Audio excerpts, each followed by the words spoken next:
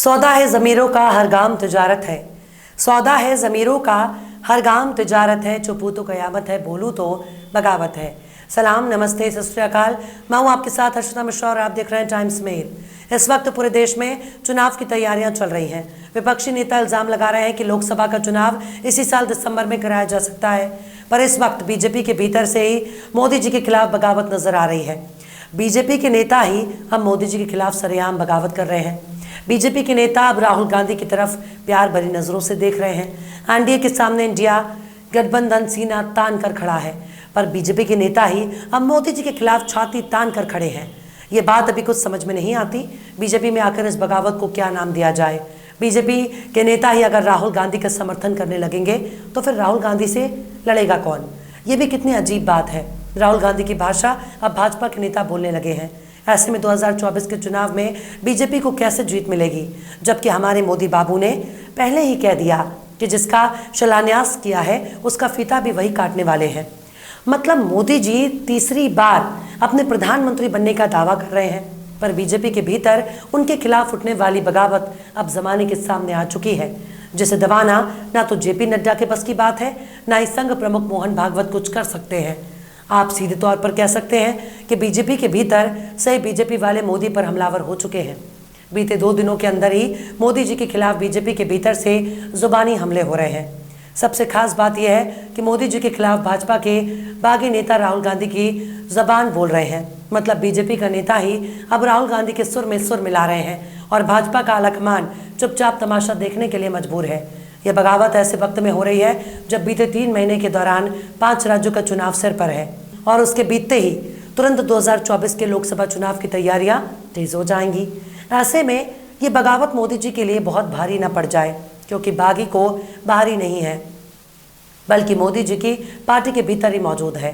मोदी जी के दिल में अरमान है कि वो अगली बार लाल किले पर झंडा फहराए।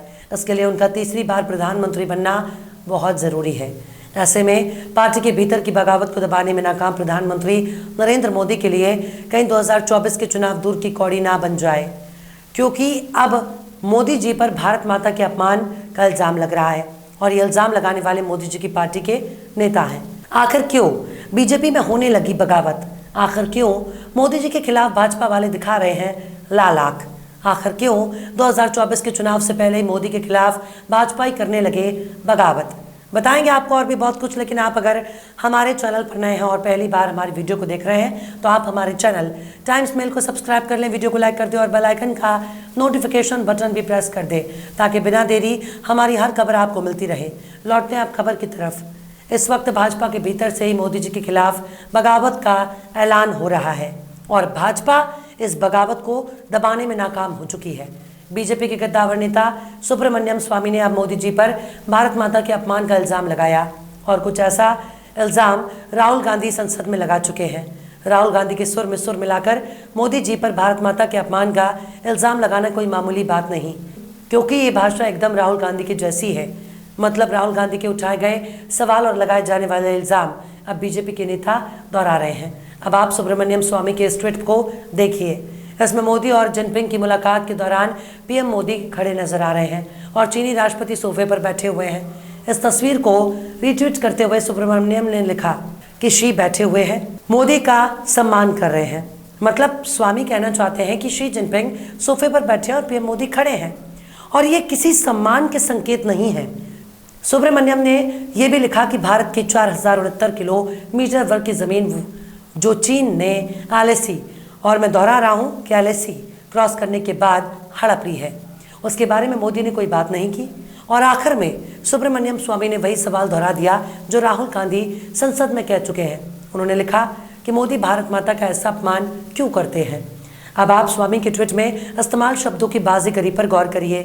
जब कोई शख्स कहता है कि आप भारत माता का अपमान कर रहे हैं तब इल्ज़ाम की तरह लगता है, लेकिन जब कोई शख्स कहता है कि आप भारत माता का अपमान क्यों करते हैं, ये सिर्फ इल्ज़ाम नहीं होता बल्कि आदत भारत माता का अपमान करने वाला बताया जाता है। ऐसे में राहुल गांधी के जैसी भाषा भाजपा के नेता बोल रहे हैं, इसलिए ये कोई मामूली घटना नहीं हो सकती। सुब्रमण्यम स्वामी एलएसी को क्रॉस करके भारत में घुसने और ज़मीन कब्जा करने की बात कह रहे हैं और एलएसी शब्द को 2 बार लिखकर दोहरा रहे हैं। इस तरह से मोदी पर तीखा हमला करने की हिम्मत ना तो भाजपा के किसी नेता में है, ना ही संघ में। लेकिन स्वामी की बगावत ऐसे वक्त में सामने आई है जब पीएम मोदी पहले ही कह चुके हैं कि ना कोई आया था, ना कोई गुस्सा है। विपक्ष के नेता भले ही इस पर सवाल उठाते रहे हों, पर बीजेपी के नेता की तरफ से इस सवाल को उठाना अपने आप में बड़ा इल्ज़ाम है। अब सबसे मज़ेदार बात यह है कि सुब्रमण्यम स्वामी ने जो तस्वीर शेयर किया, उसके वीडियो भी सोशल मीडिया पर वायरल हो रही है। सोशल मीडिया पर इस तस्वीर को खूब शेयर किया जा रहा है। लेकिन सुब्रमण्यम स्वामी ने अपने ट्वीट के जरिए ये समझा रहे हैं कि मोदी जी चीन के सामने किस कदर कमज़ोर हो चुके हैं। उसे लाल आंख दिखाना तो दूर की बात है, उसके सामने खड़े रहते हैं। चीन मोदी को सम्मान न देकर बेइज्जत कर रहा है और मोदी जी भारत माता का अपमान कर रहे हैं। लेकिन ऐसा नहीं है कि सुब्रमण्यम स्वामी सिर्फ एक ट्वीट से मान जाएं। उन्होंने इससे भी तीखा प्रहार मोदी जी पर कर डाला। वो अब मोदी जी को सियासत से संन्यास लेने के बोल रहे हैं और शायद इतनी बड़ी बात कहने की हिम्मत भाजपा के दूसरे किसी नेता में बिल्कुल भी नहीं है। सुब्रमण्यम स्वामी ने चीन के अखबार ग्लोबल टाइम्स के ट्वीट को शेयर करते हुए लिखा कि अगर आप मजबूरी की वजह से भारत माता की अखंडता की रक्षा नहीं कर सकते, जिसे आप स्वीकार नहीं कर सकते, तो कम से कम आप किनारे हट जाइए और रिटायरमेंट लेकर मार्गदर्शन मंडल में बैठ जाइए। झूठ से हिंदुस्तान की रक्षा नहीं हो सकती। भारत एक और नेहरू बर्दाश्त नहीं कर सकता। अगर आप गौर करें तो इसी तरह के इल्ज़ाम संसद में राहुल गांधी ने पीएम मोदी पर लगाया। उस वक्त मणिपुर का मुद्दा छाया हुआ था। राहुल गांधी का इल्ज़ाम भी भारत माता के मान सम्मान और प्रतिष्ठा से जुड़ा हुआ था। अब अगर भाजपा नेता सुब्रमण्यम के बागी तेवर का जिक्र करें तो उन्होंने पीएम मोदी पर 71 विदेशी बैंकों में जमा काला धन वापस नहीं लाने का इल्ज़ाम लगाते हुए जबानी हमला बोला। जब हमारे मोदी जी ने 2014 में काला धन वापस लाने का वादा किया था, तो बाद में एक इंटरव्यू में अमित शाह ने उस वादे को चुनावी जुमला देकर पल्ला झाड़ लिया। सुब्रमण्यम स्वामी ने भ्रष्टाचार के मुद्दे पर भी पीएम मोदी को घेरना शुरू कर दिया। बेंगलोर में एक किताब के इजरा के दौरान सुब्रमण्यम स्वामी ने अपने एक बयान में कहा कि भाजपा भ्रष्टाचार के खिलाफ कोई कार्रवाई नहीं कर सकती क्योंकि कार्यकर्ता ईमानदार है, पर नीति निर्माण एक धोखा है। मतलब सुब्रमण्यम स्वामी अब भाजपा पर ही निशाना साध रहे हैं क्योंकि वो नीति निर्माण की बात कर रहे हैं। नीति निर्माण के बहाने पीएम मोदी पर निशाना साध रहे हैं। तो इस तरह से बीजेपी के एक बड़े वरिष्ठ नेताओं में शुमार सुब्रमण्यम स्वामी पीएम मोदी के खिलाफ बगावत का बुगल बजा रहे हैं। इसके अलावा सत्यपाल मलिक और वरुण गांधी भी बागियों की फेहरिस्त में खड़े हैं। पता नहीं ये फेहरिस्त कितनी लंबी रहेगी, लेकिन इस बगावत को रोकना बिल्कुल नामुमकिन लग रहा है। बहरहाल चलते चलते आखिर में बशीर बद्र ने भी क्या खूब फरमाया है, मैं बोलता हूँ तो इल्ज़ाम है बगावत का, मैं बोलता हूँ तो इल्ज़ाम है बगावत का, मैं चुप रहूँ तो बड़ी बेबसी सी होती है। फिलहाल इस वीडियो में बस इतना ही। ये वीडियो आपको कैसा लगा कमेंट बॉक्स में आप ज़रूर बताइएगा। वीडियो पसंद आए तो लाइक करें।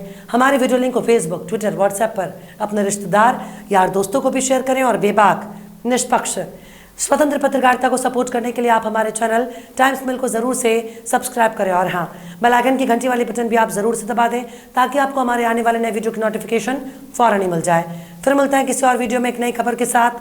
हर्षिता मिश्रा को दीजिए इजाज़त। जय हिंद। तो देख लिया आपने हमारे इस वीडियो को। हमें उम्मीद है कि आपने हमारे वीडियो को लाइक किया होगा और दूसरों को भी शेयर किया होगा। अगर अभी तक आपने हमारे चैनल टाइम्स मेल को सब्सक्राइब नहीं किया है तो जल्दी से सब्सक्राइब कर दें और बेल आइकन भी प्रेस कर दें।